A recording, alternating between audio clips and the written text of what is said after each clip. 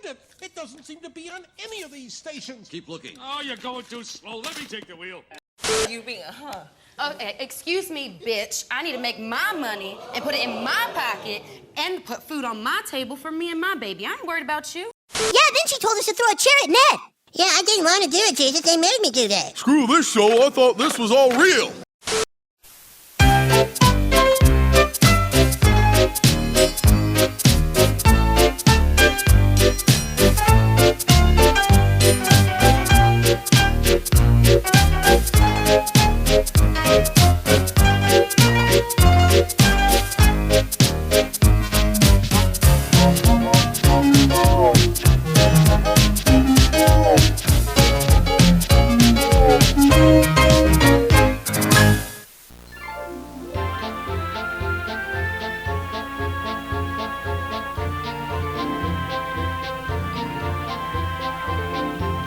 Thomas enjoys working on the island of Zoe, especially on his branch line. He knows everyone and everyone knows him.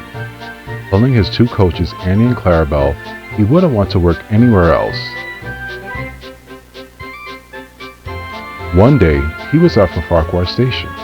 He finished his morning run and was ready to travel back down the line. "Did you hear?" asked the conductor to Thomas's driver.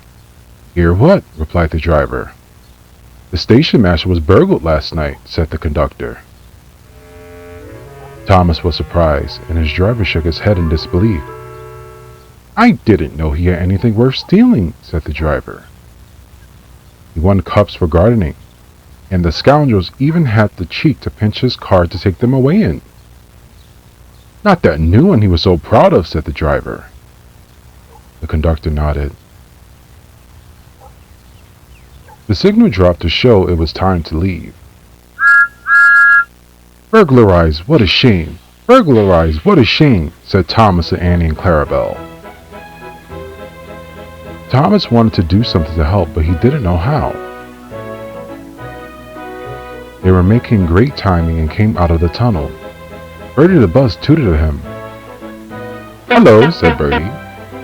"Hello," replied Thomas.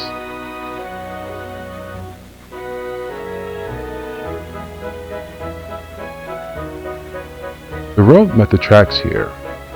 Thomas had a race with Bertie once and won.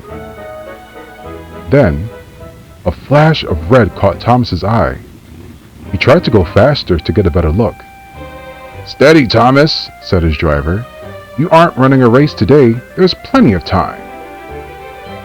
"Can't we get closer to that car?" panted Thomas. "It looks like station masters to me." "Lots of cars look like that," said his driver. But he opened the regulator and they began to draw level.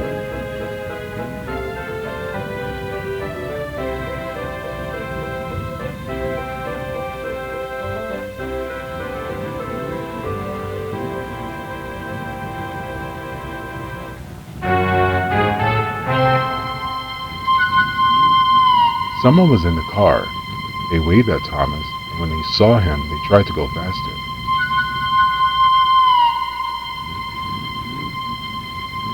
"That's the car, right?" said the fireman. "That must be the thief." "We can't stop them, and they'll be long gone before we can," he said. With quick thinking, the fireman wrote something on a piece of paper and put it in an empty lunch tin.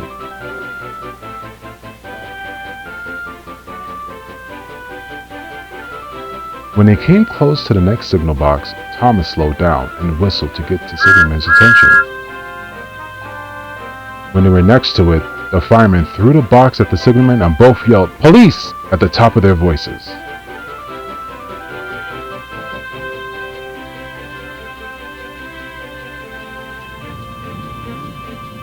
Down near the level crossing, the car approached the gates, and the gates closed. The burglar tried to back the car, but Bertie the bus came up behind them. The road was blocked. A policeman came out. He was riding on Bertie. "Well, what do we have here?" he said. Later, Thomas came back to Farquhar. Bertie rode in with the top hat and the station master on board. Topham Hatt spoke to Thomas's driver and fireman, and a crowd of people came around to thank Thomas and his crew, as Topham Hatt made an announcement.